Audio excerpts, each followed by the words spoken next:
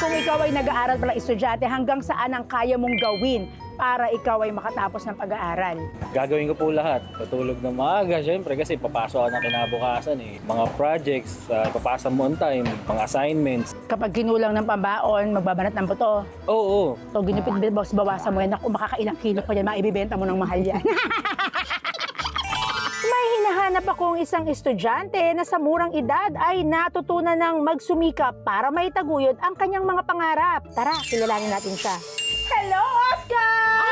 Yung Paragat Mother. Ichika mo nga sa akin kung paano mo pinagsasabay-sabay ang iyong pag-aaral at saka yung mga sideline ng mga pinaggagawa mo. Napagsasabay ko po siya dahil po nagkakaroon po ako ng motivation na kailangan ko po mapagtapos yung pag-aaral ko, and syempre para po makatulong din po ako kay mama, and para hindi rin po maging pabigat po na ayoko po kasi ng ganun po. Kung ano yung mga racket-racket na ginagawa, yan yung tumutulong sa'yo Yung- para makapag-aral ka, di ba? Una, magbebenta po ng merch, ticket, sideline po ng catering. Nagme-makeup po ako sa mga kaibigan ko, sa mga Ng mga pageants. contest. O kaya pag may occasion naman po sa mga weddings, binibigyan din nila ako ng chance na maipakita yung talento ko. Ilang taon ka nung pumanaw ang iyong tatay? Tsaka paano nabago nito ang iyong buhay? 10 years old po ako nung pumanaw po yung ama ko po.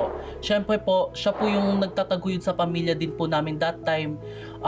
Sobrang dama po namin yung hirap at pagod niya po sa abroad po. Pero anong kinamatay ni papa mo? Cardiac arrest po. Oh. Kasi po may sakit na din po kasi talaga siya. Kapag napapagod ka, ano yung naaalala mo para talagang tao dapat laban lang, hindi pwede mapagod? Si mama ko po yung inaalala ko lagi. Gusto ko po kasi siya matulungan. Bakit mahalaga sa'yo na makatapos ka ng pag-aaral? Mahalaga sa akin yung pag-aaral dahil pangarap ko po yun, and pangarap po sa akin ng mama ko po yun. Yung maging teacher po ako. Si Oscar, sa murang edad mo palang pinatunayan mo na walang maliit na trabaho kung ang dahilan niyan ay para sa iyong pamilya o sa mga minamahal mo. Kaya naman, alam ng Paragat Mother mo na deserving kang maipakilala kay Ate Corinne. Yes! Ready ka naman sa akin sumama sa studio?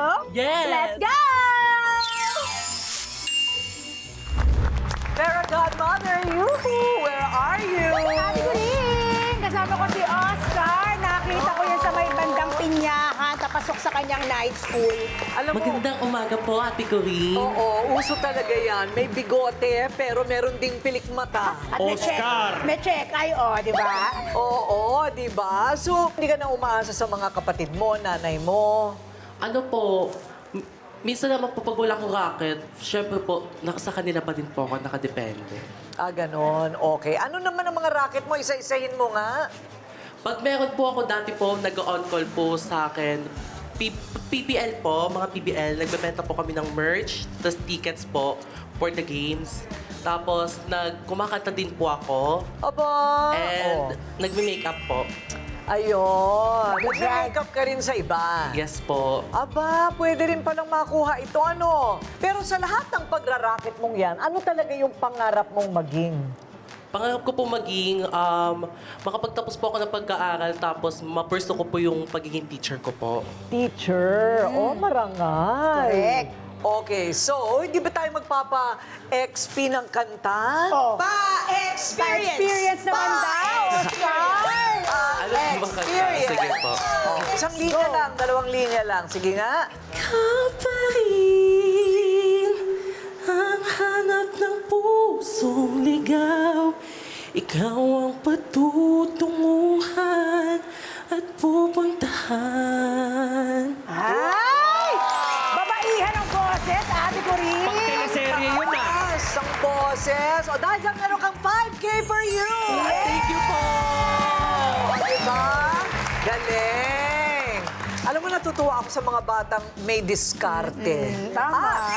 Talking of, Ate Corinne, meron pa tayong regalo para kay Oscar. Ito, lalagyan ng mga ulam para sa kanyang pagtitinda. Maraming salamat meron po. pa. Meron tayo. Hala. Ihawa! ayan, kikita ka na niyan. Para may gagawin na yung Inspirasyon. nanay niya. Kasi yung nanay niya nagpa-part-time lang sa Ate Corinne, sa salon. Ah, ganun. O, pagtulungan nyo na yan. Sana makatulong kami sa kabuhayan nyo, Yes, ha? sobrang laking tulong na po yan actually, Ate Corinne. Iba talaga.